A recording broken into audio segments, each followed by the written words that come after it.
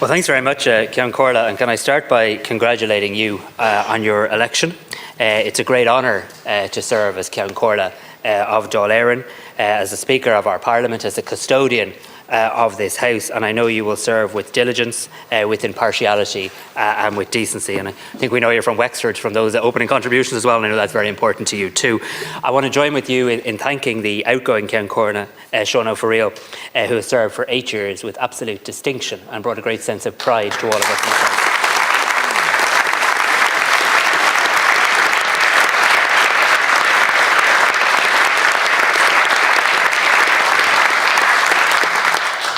And I know it's not lost on any of us that Deputy Murphy Ceann Comhairle, you make history today by becoming the first female Ceann Comhairle, and that is a long-awaited milestone moment in Irish politics, and I sincerely wish you all of the best as you discharge your duties. Colleagues, as we gather here today, I want to pay tribute to each of you for securing the support of your families, your friends, your neighbours and your constituents, and for securing your own individual mandate to serve in this, the 34th Dáil. I want to particularly pay tribute to all of our new TDs, I think 64 new TDs, including 23 from within my own Fine Gael party, who take their seats here for the first time today. This is a moment I know none of us ever forget, the moment we for the first time take our seats here in this House. I know it's a source of immense pride for you and your families. It is the greatest honour to serve as a representative of your community, and I genuinely want to wish each and every one of you the most fulfilling experience here in Leinster House. If I can offer any advice, it is for all of us to remember that we are but temporary custodians of our positions. We are here to serve the people who vote for us and the people who don't. Please do enjoy today, celebrate this moment with those who support you, who knocked on doors for you, who canvassed for you. And for all who have been re-elected to this House, I also wish to offer my sincerest congratulations, and to all of those who worked so hard for you. While we may, across this House, differ on policies and politics, every single person in this House is democratically elected, and each of us takes our rightful place as Teachta Dálaí today.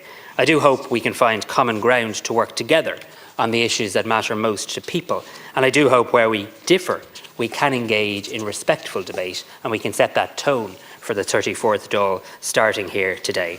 I also want to acknowledge and thank all those who ran in the election and were not successfully elected to this House. I know today is a difficult day for them, and we think of all of them as well, and I particularly pay tribute to the 18 Fine Gael TDs who retired at the last election. Ceann Comhairle, as deputies are aware, discussions are ongoing amongst parties and indeed amongst individual members in this House on the formation of a new government following the general election. I think it's very clear to all that those discussions are ongoing, and it will take some time more for them to be completed. And therefore, I think it's unlikely that there will be a new Taoiseach elected today or a new government formed today. For that reason, I do not propose that my party will make a nomination for Taoiseach today. And in accordance with the precedent set in 1989 and followed thereafter, I informed President Higgins this morning of my resignation as Taoiseach and that of the government. In accordance with Article 28(11) of the Constitution, I will continue as Taoiseach until a successor has appointed, and likewise all members of the government and the government as a whole will continue to carry out its duties until a new government has been appointed and elected by this House too.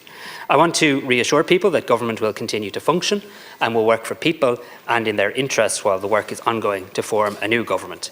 In that vein, I'll be travelling later this afternoon to Brussels for this evening's meeting of the EU Western Balkans Summit, followed by a meeting of the European Council on Thursday, where I'll take an opportunity to discuss many pressing matters. I will do so after an election campaign where we heard clearly from our people that they wish to see a stable government with a fresh focus on deliveries that matter to them. We all heard across this House about the cost of living crisis remaining real in the lives of many, and that much needs to be done to support small businesses at a time when the protection of our economy must continue to be paramount. We heard clearly from people that there needs to be a step change in the delivery of disability services, particularly children's disability services and special education. We heard clearly about law and order needing to prevail and people wanting to feel safer on our streets. And we know that we must all work together to make much more progress on the greatest challenge, that of the delivery of housing and the key infrastructure needed to support it and to ensure we continue our prosperity as a nation.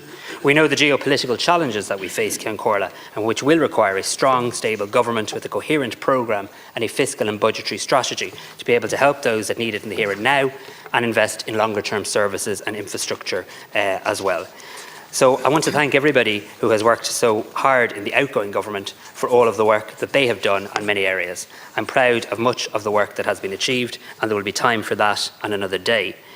As we head towards Christmas and the New Year, though, I know that many people in this House will be thinking of those much less fortunate in war-torn parts of our continent who are suffering horrifically in ongoing conflicts. When I travel to Brussels this evening, they will be foremost in my thoughts and my engagements.